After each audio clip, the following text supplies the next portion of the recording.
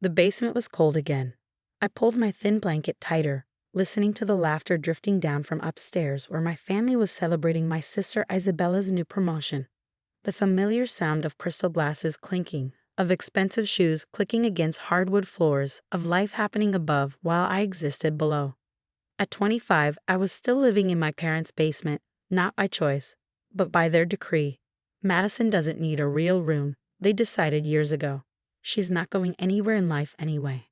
My sister Isabella got the master suite with its own bathroom. My brother Oliver had the room with the private balcony. And me?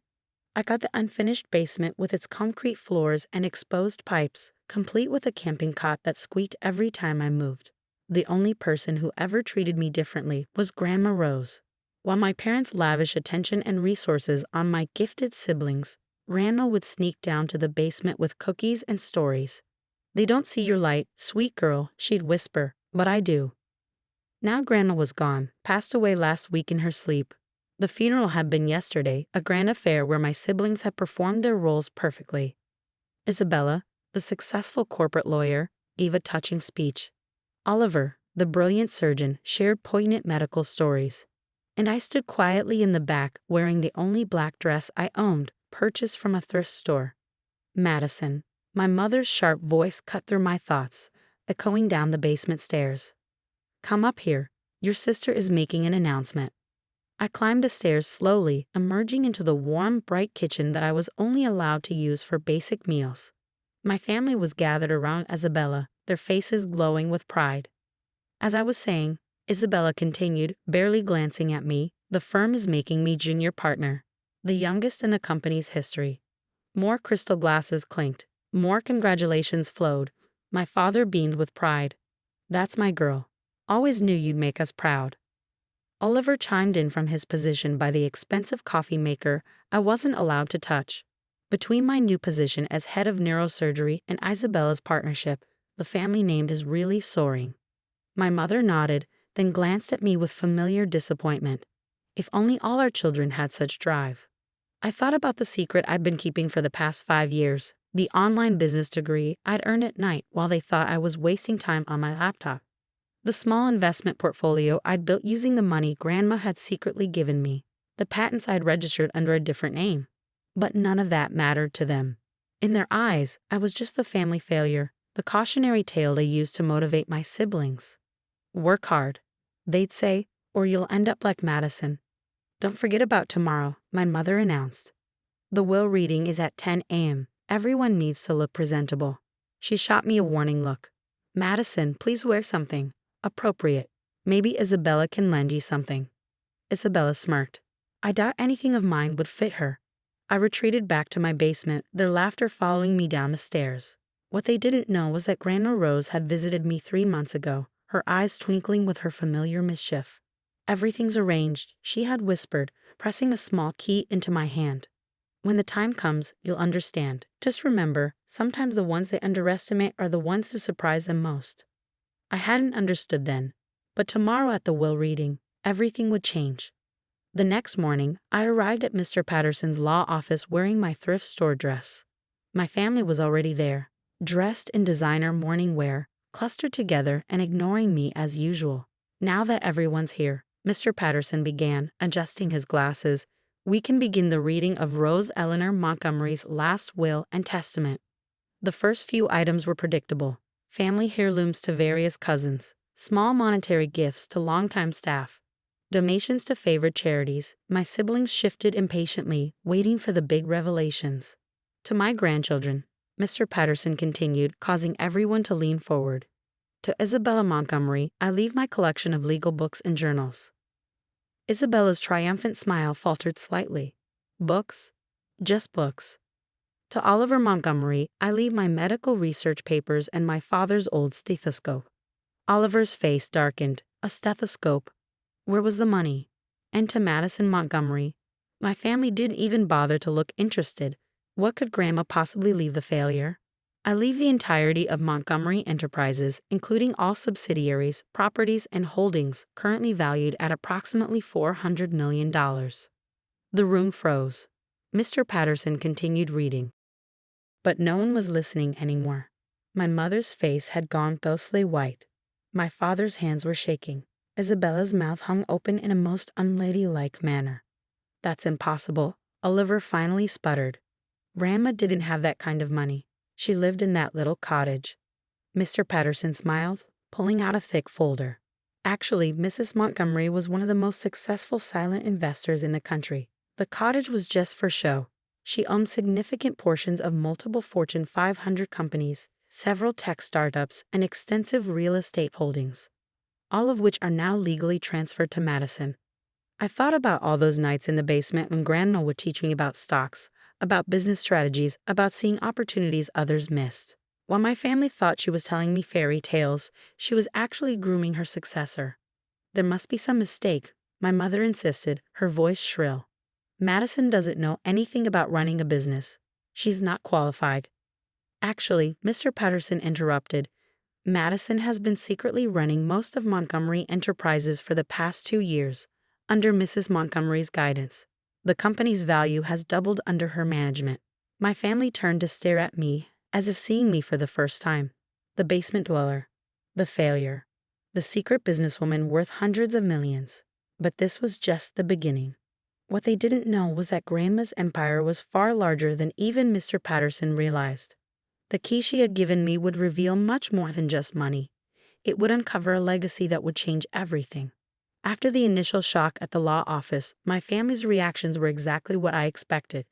Isabella immediately started citing inheritance laws, looking for loopholes. Oliver called his friend who specialized in contesting wills. My parents shifted between begging and threatening. "Madison, darling," my mother's voice dripped with sudden sweetness. "We should discuss this as a family. You're not prepared to handle this kind of responsibility." I stood up, smoothing my thrift store dress. "Actually, I have a meeting to attend. Mr. Patterson, shall we?" He nodded, gathering his briefcase. "Yes, the board is waiting." "Board?" Isabella's voice cracked. "What board?" "Montgomery Enterprises Board of Directors," I replied calmly. "They're expecting their CEO." My father's face turned purple. "You can't possibly." "I've been acting CEO for the past year," I cut him off. "Grandma just made it official." I walked out of the office, leaving them sputtering in disbelief. But I wasn't done. Not even close. Grandma's key was burning a hole in my pocket, and I knew exactly where it led.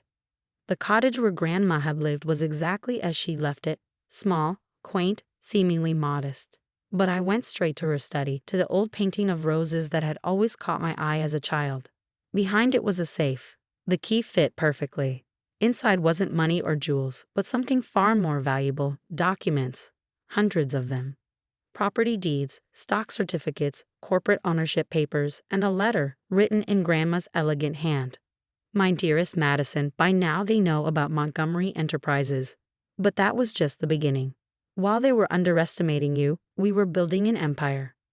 The documents in this safe represent my true legacy: holdings in over 200 companies, properties across 6 continents, and controlling interests in some of the world's most successful corporations. Total value: approximately $2.8 billion.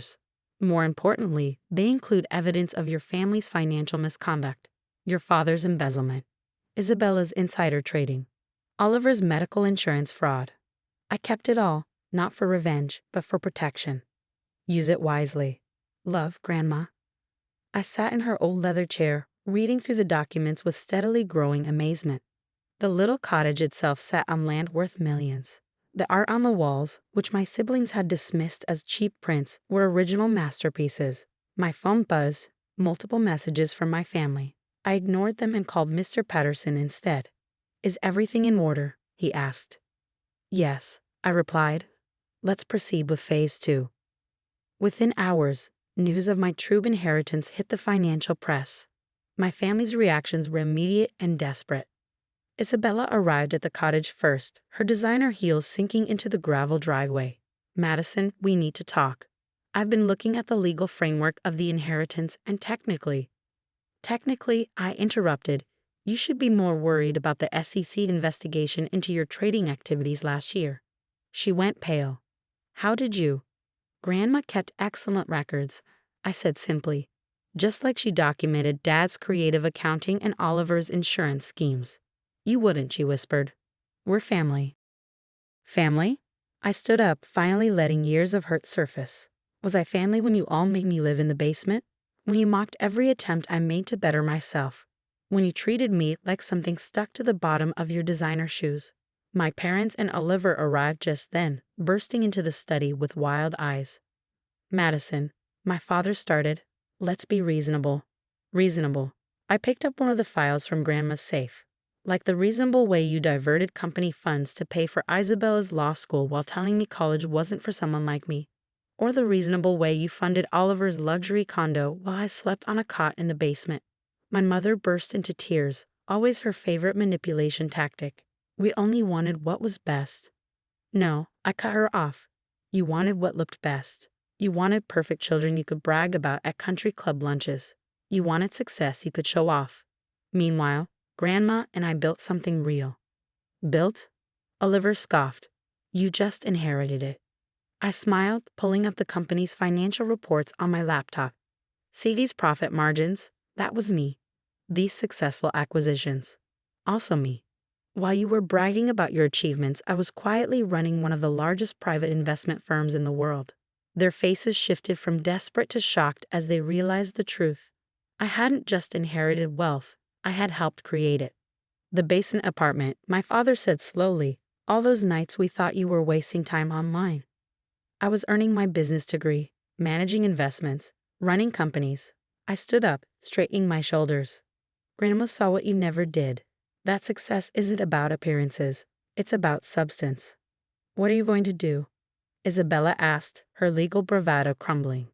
"The basement apartment is being renovated into a homeless shelter. The mansion is being sold. The proceeds will fund scholarships for underprivileged students. Montgomery Enterprises will continue growing, but with a focus on ethical investment and community development. And us?" Oliver's voice was small. "You get exactly what Grandma left you, books and a stethoscope. Consider yourselves lucky I'm not turning over the evidence of your financial crimes."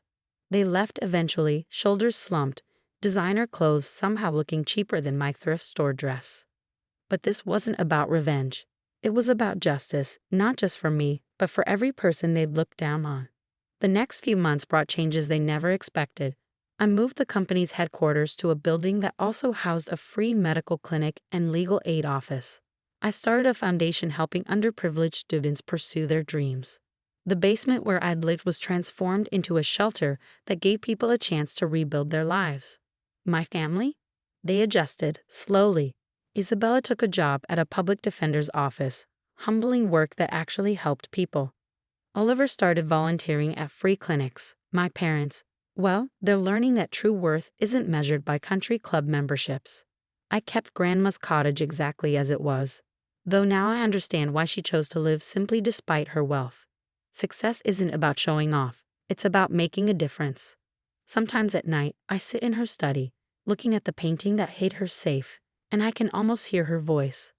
"They didn't see your light, sweet girl, but now the whole world does." And she was right. The basement dweller they dismissed built something greater than their superficial success could ever be, a legacy of real change. That's worth more than all the billions in the world.